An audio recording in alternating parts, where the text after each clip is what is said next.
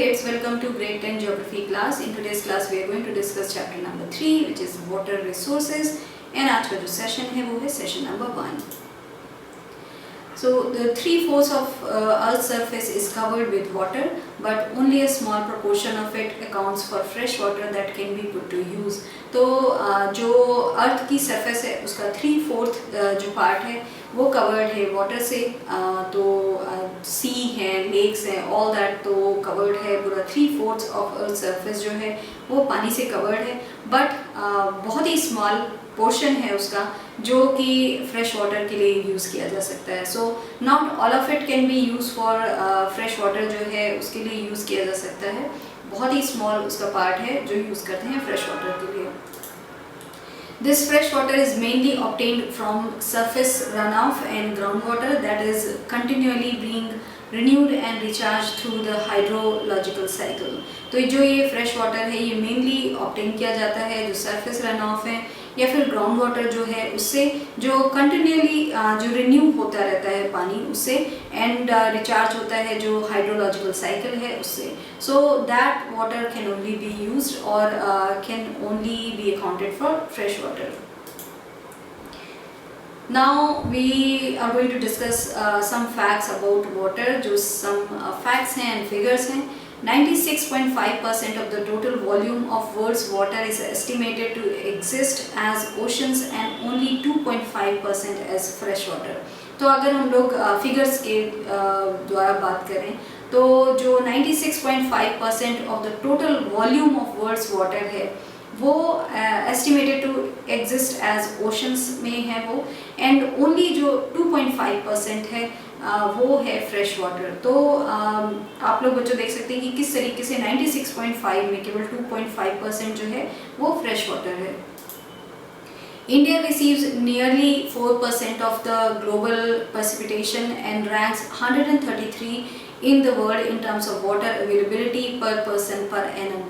तो इंडिया जो है वो nearly 4% of the global precipitation जो है वो रिसीव करता है, एंड इंडिया का जो रैंकिंग है 133 है इन द वर्ल्ड. अगर हम देखें जो वाटर अवेलेबिलिटी है पर पर्सन पर एनम, अगर उसके तरीके से हम लोग देखें, अगर उसमें रैंक करें इंडिया को तो इंडिया आता है 133rd नंबर पर.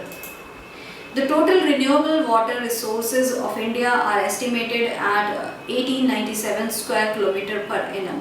तो जो टोटल जो रिन्यूएबल वाटर रिसोर्स है इंडिया का वो एस्टिमेट किया जाता है 1897 स्क्वायर किलोमीटर पर एनम के हिसाब से.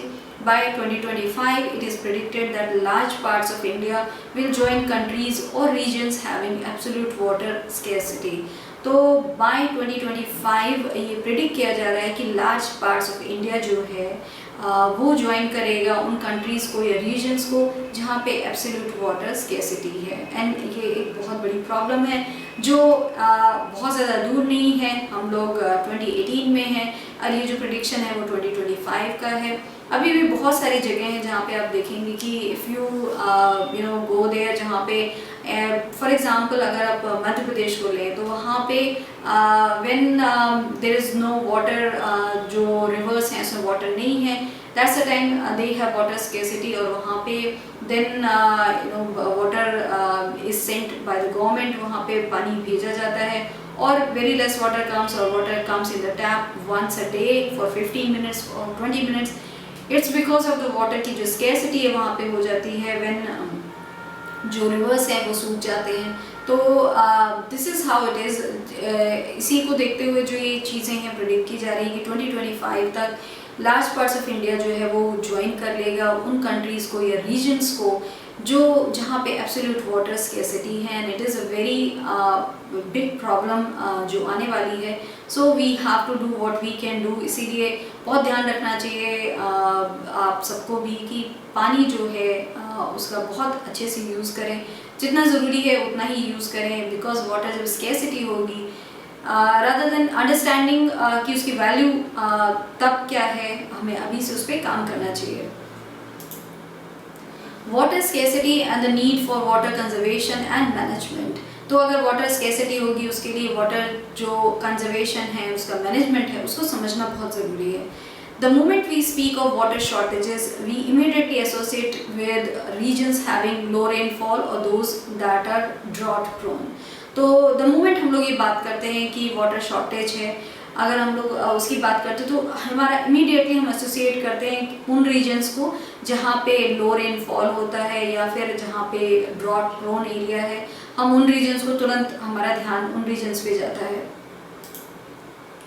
The availability of water resources varies over space and time, mainly due to the variations in seasonal and annual precipitation, but water scarcity in most cases is caused by over-exploitation, excessive use and unequal access to water among different social groups. Now, जो availability of water resources है वो vary करता है over space and time, mainly जो due to the variation जो है seasonal and annual precipitation में. तो जो उसमें difference होता है, जो seasonal and annual precipitation है उसमें difference जो होता है, उसमें variation जो होते हैं उसका बहुत effect पड़ता है.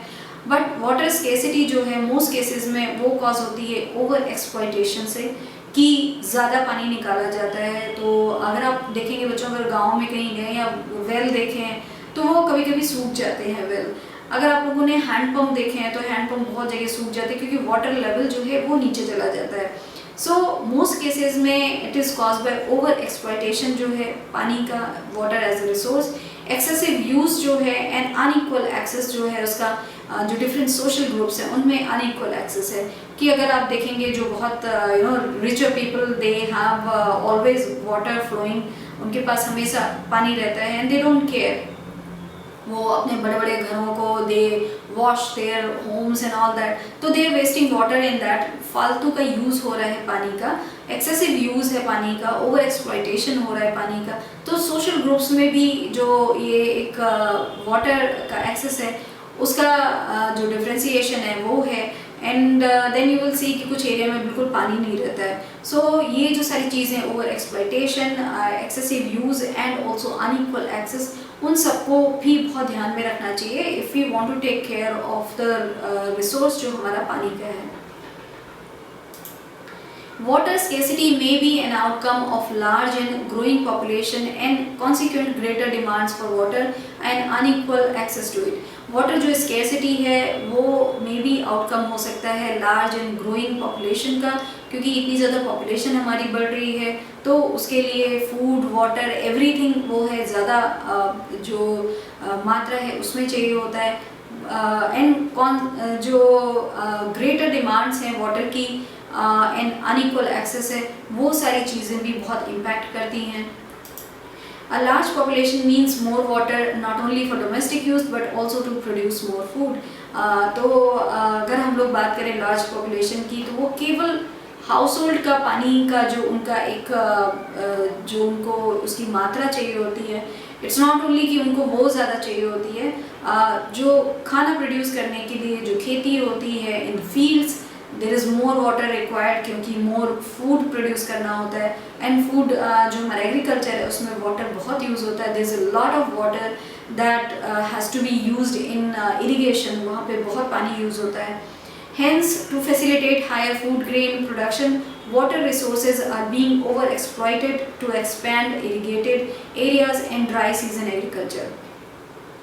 तो because of the population जो है overgrowth है, because of that household में more water is needed and also to produce more food, more water is needed for higher food grain production जो है उसके लिए water resources are being overexploited वो हो रहे हैं.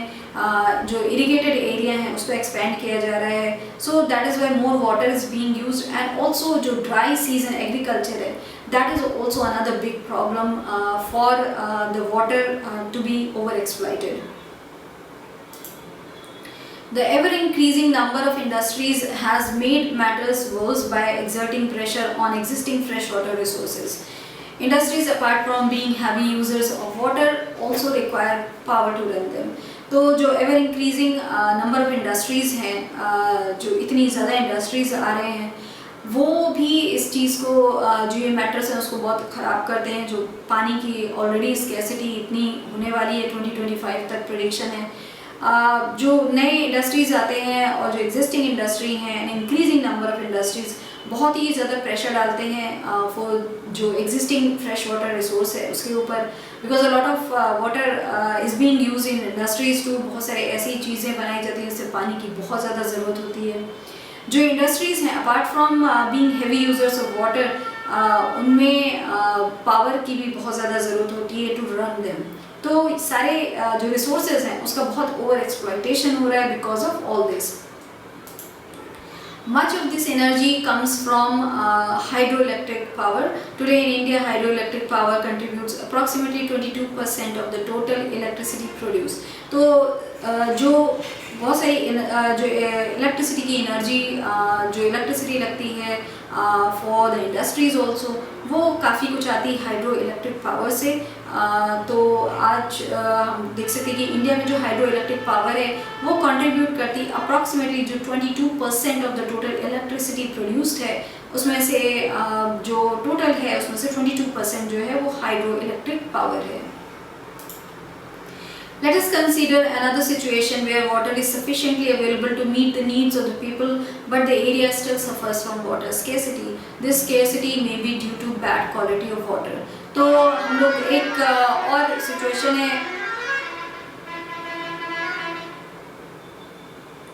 तो हम लोग एक और सिचुएशन है उसको कंसीडर कर सकते हैं कि जहाँ पे वाटर जो है सफिशिएंटली अवेलेबल है, जो लोग हैं उनकी नीड्स को मीट करने के लिए, बट एरिया जो है स्टिल सफ़र करता है वो वाटर स्केर्सिटी से। तो उसका क्या प्रॉब्लम हो सकता है? वो इसलिए हो सकता है स्केर्सिटी क्योंकि वहाँ पे बैड क्वालिटी ऑफ वाटर है। तो वाटर इज़ अवेलेबल बट जो वाटर टू ड्रिंक वो उस रूप में यूज़ नहीं किया जा सकता है। So because of that even if water itself is available but that cannot be used at home. There has been a growing concern that even if there is ample water to meet the needs of the people, much of it may be polluted by domestic and industrial waste, chemicals, pesticides and fertilizers used in agriculture, thus making it hazardous for human use. तो ये एक बहुत बड़ी problem है कि ये एक growing concern है that even if ample water available है फिर भी उसको यूज़ नहीं किया जा सकता है because of it being polluted, क्योंकि वो इतना पोल्यूट हो चुका है। डोमेस्टिक एंड इंडस्ट्रियल जो वेस्ट है वो उसमें जा रहा है, केमिकल्स हैं, पेस्टिसाइड्स जो यूज़ करे जाते हैं, फर्टिलाइजर्स इतने यूज़ करे जाते हैं, ये सारे जो केमिकल्स यूज़ करे जाते हैं एंड ऑल्सो एग्रीकल्चर में बहुत सारे जो केमिकल्स हैं, पेस्टिसाइड्स हैं, वो सारे यूज़ करे जाते हैं। तो ये सब जाते हैं पानी में and that is why that water can not be use. वो वाटर हमारे पास होते हुए भी उस वाटर रिसोर्स को हम लोग यूज़ नहीं कर सकते हैं क्योंकि वो हैज़ार्डस होता है ह्यूमन यूज़ के लिए बिकॉज ऑफ उसमें इतने सारे केमिकल होते हैं। सो वहाँ पे कुछ ऐसी जगह भी हो सकती हैं इसीलिए कि वहाँ पे वाटर अवेलेबल है बट वो यूज़ नहीं हो सकता है बिकॉज ऑफ उसमें इतने ज़्यादा पोल्यूटेड है वो पानी कि उसको यूज़ नहीं किया जा सकता है। So in this session we have discussed about water as a resource। हम लोगों ने देखा कि किस तरीके से वाटर की स्कैर्सिटी जो है प्रेडिक्टेड है in some areas by 2025 and also बहुत जगह पानी अवेलेबल है बट उसको यूज़ नहीं किया जा सकता है बिकॉज ऑफ जो पोल्यूटेंट इतने ज़्यादा उसमें मिल गए होते हैं कि वो वाटर यूज़ करने लायक नहीं होता है। And also we all have to make sure कि हम वाटर जो एज रिसोर्स है हम लोग उसका बहुत ध्यान से यूज़ करें, हम लोग उसको ओवर एक्सप्लॉइट नहीं करें एंड ऑल्सो उसका एक्सेसिव यूज़ नहीं करें। तो इस सब चीज़ों का हम सबको मिलकर इसका ध्यान रखना है। So this is all that we have discuss in this session. Thank you.